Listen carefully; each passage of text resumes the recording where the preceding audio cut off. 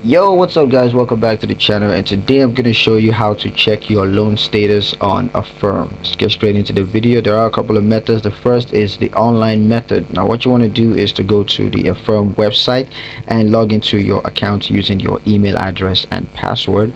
And once you're logged in, you want to click on the loan tab, and then just choose the loan that you want to check the status for, and then you'll see the loan details including the current status.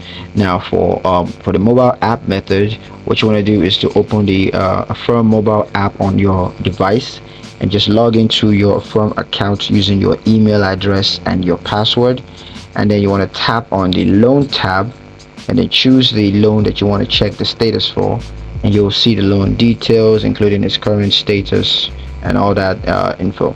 Now for our phone version, a phone method, what you want to do is to call Affirm customer service at the number right there on the screen, and then just provide your loan information including things like the loan number or your name, email address associated with the loan and all that, and just ask the customer service representative about the current status of your loan, and they're going to provide you with that answer.